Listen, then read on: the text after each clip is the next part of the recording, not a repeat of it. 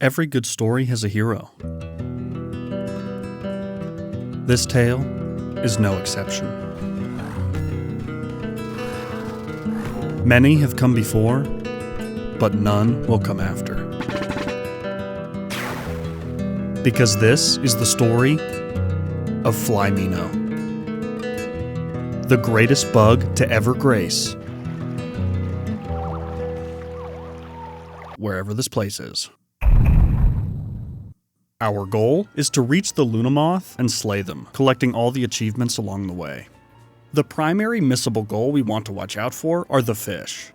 There's an achievement to catch every fish in the game, meaning we'll have to keep our eyes out to make sure that we don't miss any before the end. Let us now journey forth to the creation of FlyKnight. Now, I could lie to you and tell you that I gave him green eyes and red skin because Christmas is coming up, and I wanted to maintain that festive spirit. But that would be a lie. I was role-playing this shit. That red skin is from the blood of his enemies, and his eyes are green because mine are, and I am this bug now. Once we actually gain control, we find our starting gear and get dripped out. Then get the standard tutorial messages you'd expect from a game like this. Luckily for me, I'm a trained professional. I've beaten some tough challenges, and I'm gearing up to face even worse in the coming months. These bugs have nothing on me.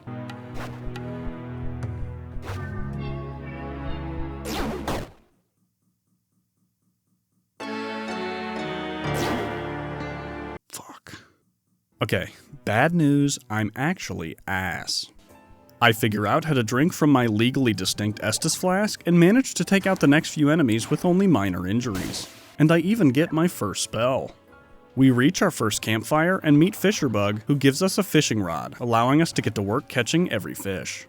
Each fish is themed around a different fruit or vegetable, and at this lake specifically, I catch the banana fish, ignore that, the grape fish, and the watermelon fish.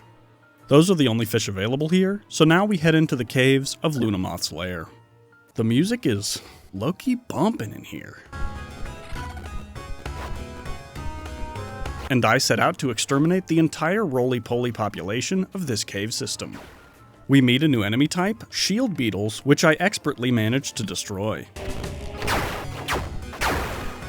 I continue the humiliation ritual by stealing the only thing that makes him unique, his shield, and continue on to the next campfire, where there's a homeless bug waiting for me.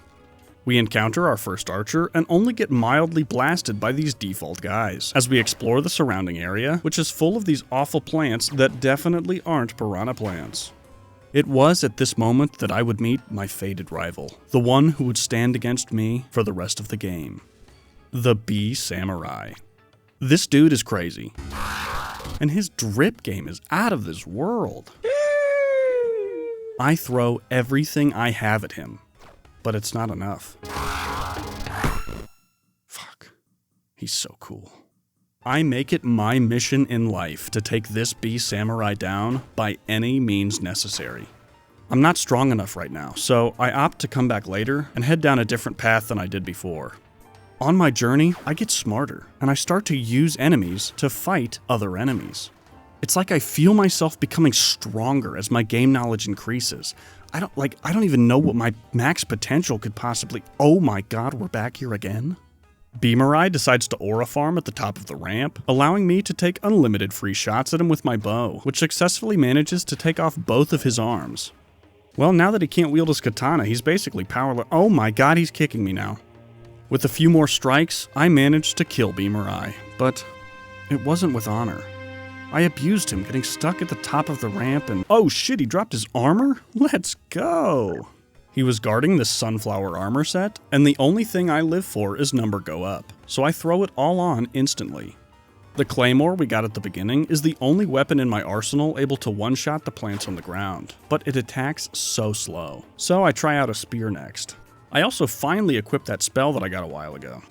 I decide to test my luck against Beamerai again, with my new weapon and magic, and let's just say, I'm getting good.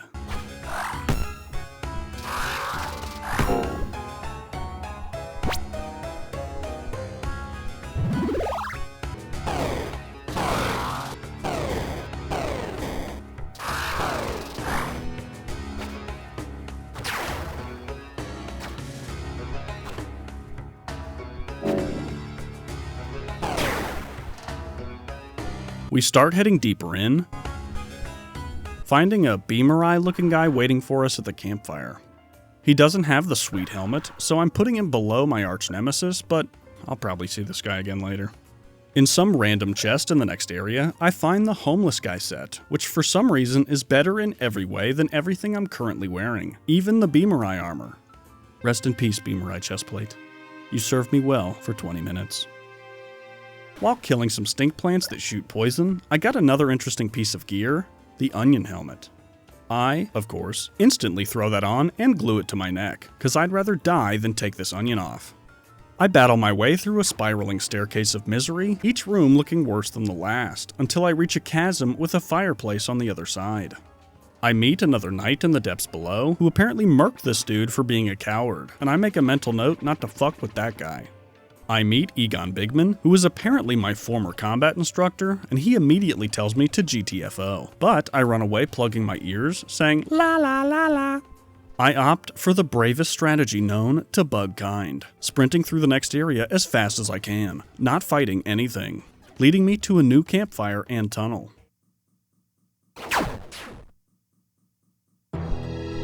The first boss fight.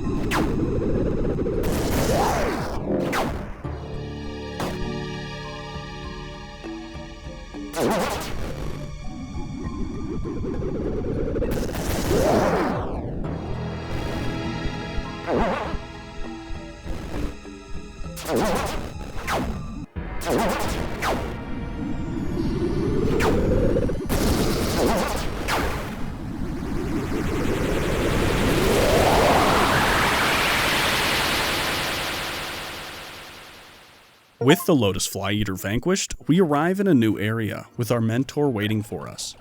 He reiterates a lot less kindly that we should scram, which we again refuse, and he's immediately proven right when I get overrun with Junior Beamerai and these flying bug things.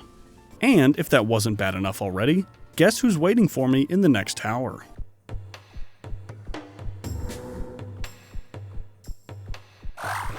I would have 100% died here if I didn't just start ripping fireballs at this dude on cooldown. Another new enemy type are ladybugs, which cast blood magic of some kind, and these little bugs that explode into stink if you kill them.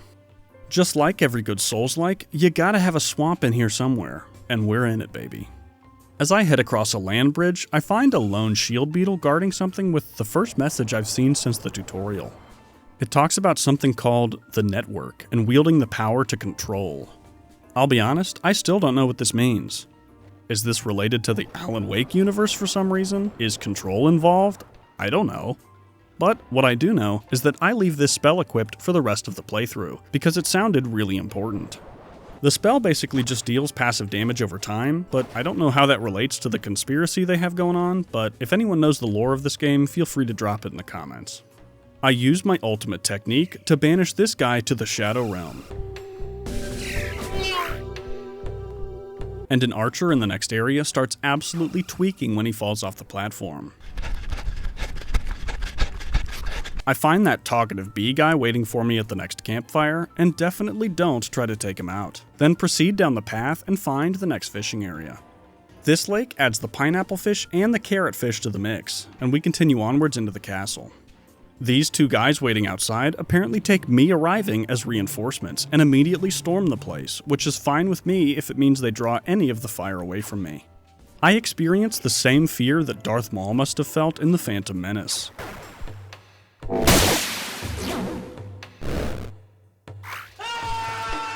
and begin my climb to the top of this dilapidated building. Upon reaching the top, it immediately becomes Nazi zombies, so I sprint out of there and find another fishing spot, catching the lettuce fish, the moonfish, I don't know what fruit or vegetable this guy's meant to be, the lemon fish, the radish fish, and the orange fish. With my fishing escapades done, I proceed into the next area to face the next boss. We meet that random guy from earlier who leaves his quest to me before immediately beefing it, and I enter the combat arena to find my mentor.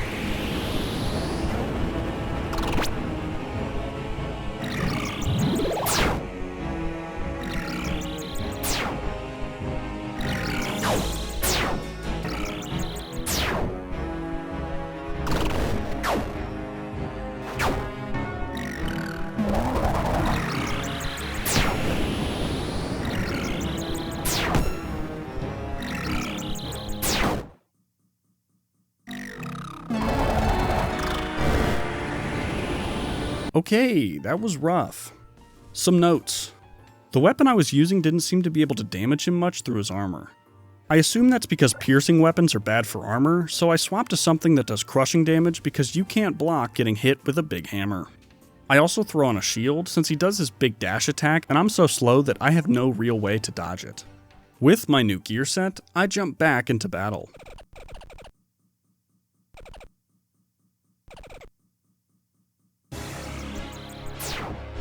The difference is immediate. What used to be a hindrance is now a boon. The ring of fire that was holding me in with him, now he's locked in here with me. His big dashes barely scratch me. Now, it's only a matter of time.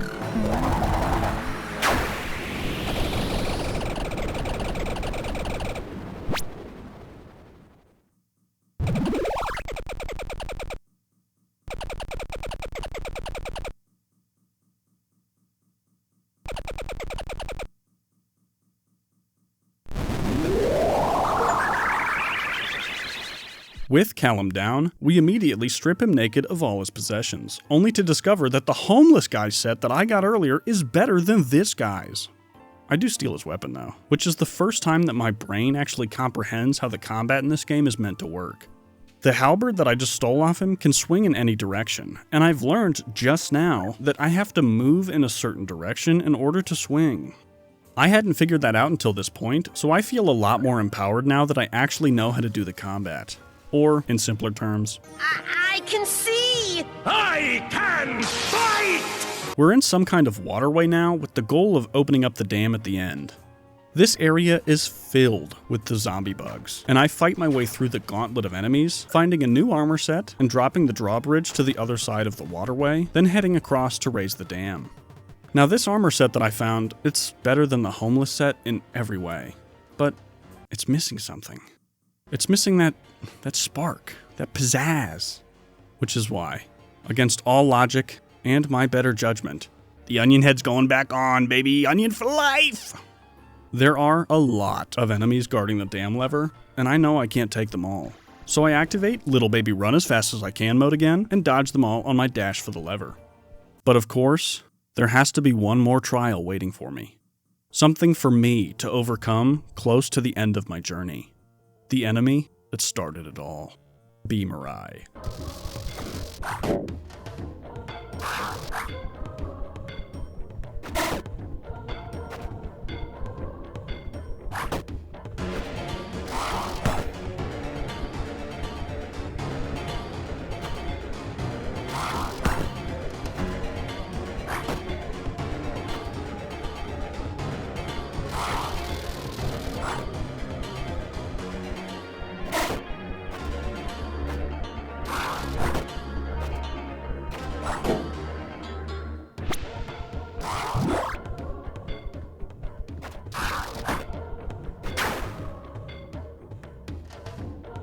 With my past overcome, I raise the dam and hop on a boat down the river to face off against my final foe. Before that though, do you see that at the end there? It's our final fish, earning us the fishing achievement, and we head into the final... Apparently not. I guess Vesper Hideyoshi here wants all the credit, but I'm not gonna give it to him.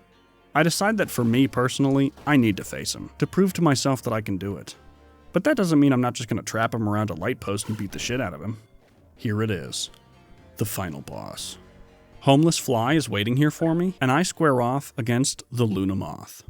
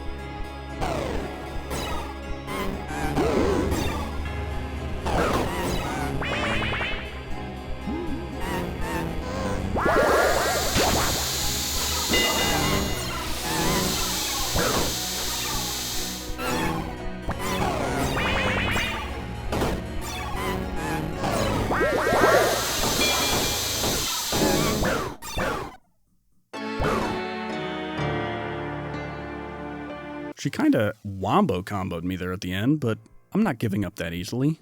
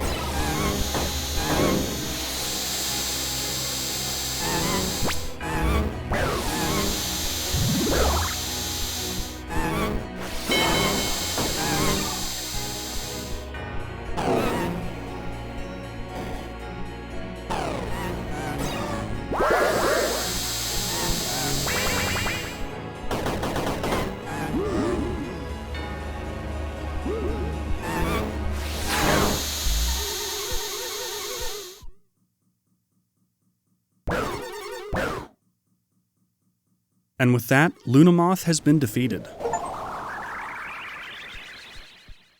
Homeless Fly turns out to be God, and I ascend to the surface, officially having completed my quest.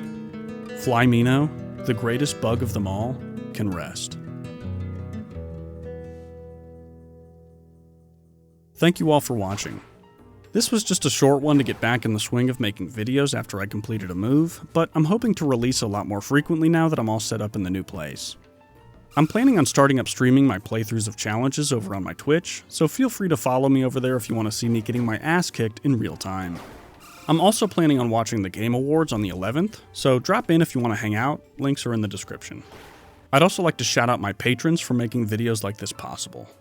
Dixby, Alex, Matt, Jude, Spiralt, and Eli, and all the rest of my patrons. You make these videos possible. Thank you. I'll see you back here soon for the continuation of Resident Evil, as well as a couple other series that I'm really excited about, and I hope you will be too. I'll catch you in the next one.